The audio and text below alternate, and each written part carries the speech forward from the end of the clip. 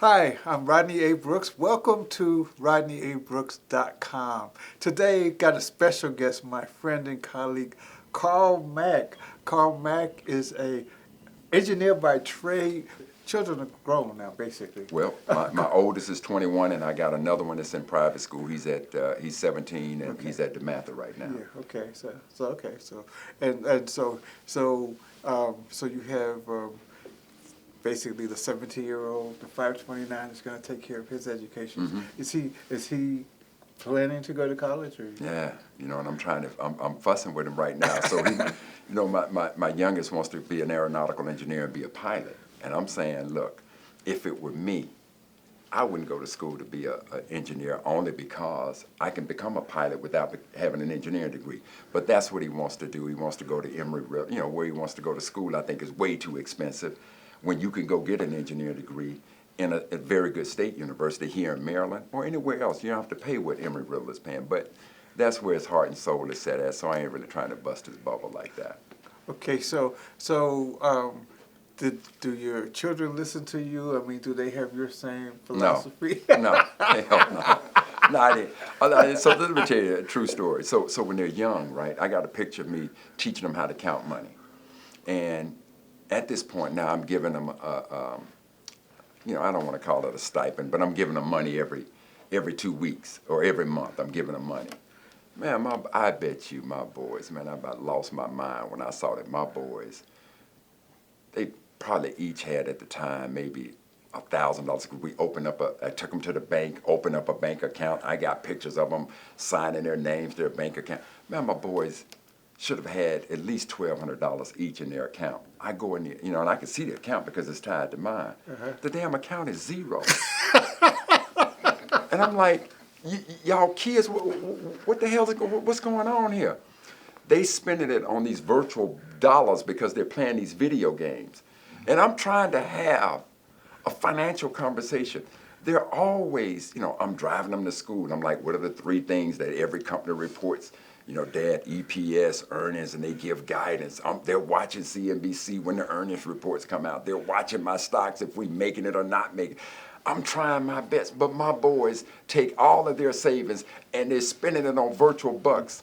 I finally got fed up. I'm like, okay, if you ain't listening, I'll be damned if I'm going to be making these other companies rich, because that's what you're doing with the money. So to answer your question in a roundabout way, no, they don't listen to me. They didn't listen to me then. I don't know if they listening to me now. The mysteries of the world. Age old problem. Oh, God.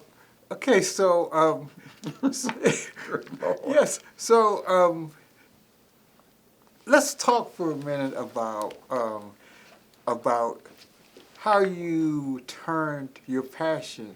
You have a passion for Black history, and you were doing other things at the time, but because this has been going on for a long time, how you turned your passion into a money-making enterprise.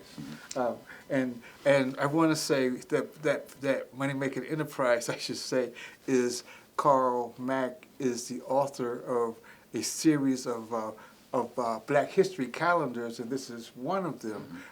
And we want to tell people about the calendars, and you can get in and tell people how they can order them. Yeah.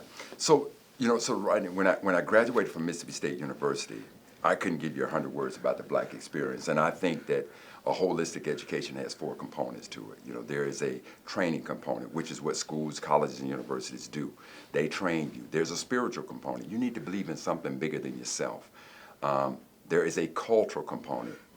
How could you call yourself educated and you don't know anything about your history, your culture? And then there's a financial component, because if you don't understand how to how to manage money, you're going to be a working slave for the rest of your life. So when it came to the cultural component, there was a white guy that I worked with. One day I come to work and he's telling me about Henry O. Flipper. Beautiful story. I don't have a clue who Henry O. Flipper is. And I'm embarrassed that this white man knows far more about my culture than I know. So I get in, God gives me the idea of what you're now holding Black Heritage Day. That, Carl, there's a lot of people just like you that don't know our history. So what if you could give it to them just one day at a time? So, what we do here is, so this is an example, like every day there's somebody from the culture that you feature. And the uniqueness is I do it every day. So when I made the calendar, I had to balance the business side with what I thought was a cultural responsibility side. So I didn't try to overcharge with it. I wanted to make them incredibly affordable. And so I remember, this is another big financial gamble, but the first time I did the calendar, the guy tells me, if you want to print 10,000 calendars, which is insane because most self-publishers, as you know, are probably going to sell 250 copies of their work. And now here I'm finna print 10,000. That was going to be $25,000. Well, Brooks, I could tell you I ain't have $25,000, but I had 5 credit cards. And I remember going to the bank saying, God was like, Carl, push them. So I pushed them under there, got $25,000, printed 10,000 copies. And the fortunate thing was there was a brother in Seattle who saw the calendar and thought it was so unique. He did an article that appeared in the Seattle Times. That article paid for that calendar, right? I mean, it paid for it. And then ultimately, Gannett News Services, which I think owns USA Today, saw an article in another newspaper, called me up. Next thing you know, I had articles around the country about that first calendar. And I sold out of the first calendar. And then ultimately I did the second, third, fourth version. And now with the fourth version, the one that you're holding, when I finished that calendar, it was on the heels of the Rodney King murder. And at that time, Google was searching for something every day to feature on their Google Assistant. And I had sent this calendar to one of my students who works at Google. So I didn't know what Google was looking for. I was just sharing it with him. So he says, Mr. Mack, Google's looking for just this. Do you mind if I share it with them? I said, no problem. And the next thing I know is Google contacted me and said, we want to license your research at $150,000 a year for a 3-year deal. And every day I could walk downstairs and say, hey, Google, what happened on this day in Black history? And they were reading my research, right? So, but unfortunately, that deal didn't go 3 years. It only lasted a year.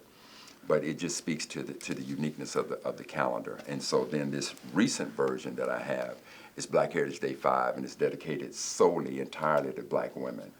But what I do with the calendars, again, when I tell you I'm trying to balance a cultural responsibility with a business. The calendars are $19.99, but I offer them for free shipping, and people have always said, Carl, you're underpricing it. Well, it's okay, So I do that, but between the calendars and every one of these. I want to clear up something. Okay. So you have a Black women one, but you also have a regular Black history one. Correct. Okay, so we're talking about more than one. Correct. Calendar, correct? Yes, this is the 5th version, and the reason I did this one is because when I did number 4, and I did every other calendar, I never, ever had an equal representation of Black women. And it was disappointing. Personally, it was very disappointing to me. And I remember the words of Brother Malcolm when he said that the most disrespected person in America is the Black woman. The most unprotected person in America is the Black woman. The most neglected person in America is the Black woman.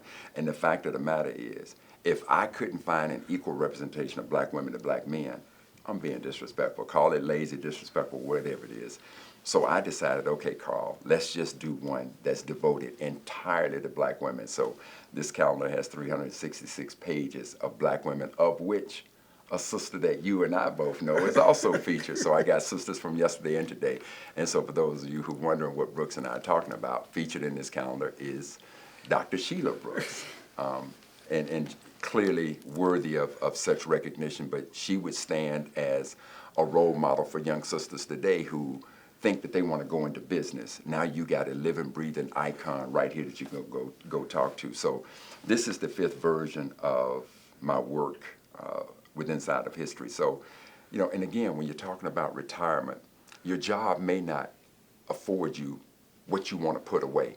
And there's nothing wrong with finding, let's call it a side gig. I don't care if you're driving Uber, Lyft, I don't care what it is. But if you had a side gig, that can give you some residual income that you can now invest with it, put inside your IRA, and there's nothing wrong with that. So in my case, there were 2 things. It was not only the calendar, but then I was getting offers to do speaking engagements. And folks started bombarding me with that, and I was like, okay, I don't want to speak anymore. So I started raising my prices, but they just kept coming. But the beauty of that is that enabled me through speaking engagements to now put extra income into my son's 529, which is why I was able to map out before my children were ever thought of that when they turn 18, I'm expecting to have at least $180,000 in their 529. And again, all of that together makes retirement a lot easier. Okay, so let's stop a minute. How do we get the calendar? How do people order the calendar? Or the calendars? Yeah, let me well, say. you can only get the women's calendar because each of these I've been very blessed with an advertising budget of zero. I've been able to sell out all of 10,000, and so I got these in last week, and I've already gone through 1,000 of them. But for those who want a copy of Black Heritage Day 5 Women, you can get it at blackheritagedays.com. And again, the price is $19.99, free shipping. So. Okay.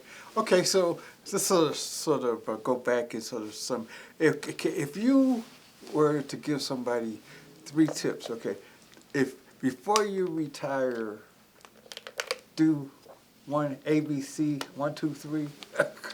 I want to get to you early because again, remember, there's that relationship between time and money, and so when you start working, max out your retirement plan. Whatever some people will say, well, I'm only going to put in what my company would match. No, put in the maximum that the government allows, because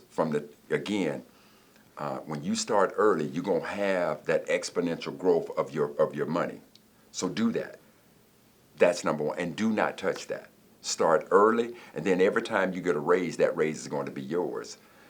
So that's the first thing I would say to you. Number 2, you better be disciplined, right? So if you decide every time some little crisis come up and you want to ride in the newest ride, you want to have the finest clothes, and you start racking up the expenses, that's going to be a problem. So that discipline and expense, they go together. And then third, when you're preparing to retire, and you ought to be able to look at that based on what you got coming in, keep in mind, I don't care how much money you got. If you got insane expenses, your retirement's going to be limited, right? So, I mean, hypothetically, let's say you got $10 million, hypothetically, but your expenses are $1 million a year. Well, it's pretty simple. You got 10 years to enjoy that, and then you're in trouble, right?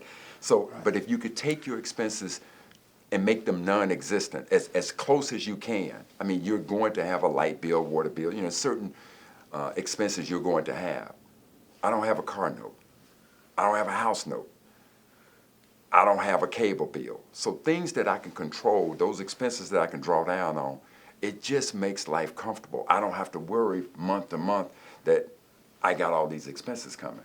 And it just makes life easier. So if those 3 things, number 1, start early in your retirement. Now, if you miss that boat, you miss that time, and you're still working, the only thing I say is, the government allows for a catch-up plan where you can put in more money than what you ordinarily could to try to catch up.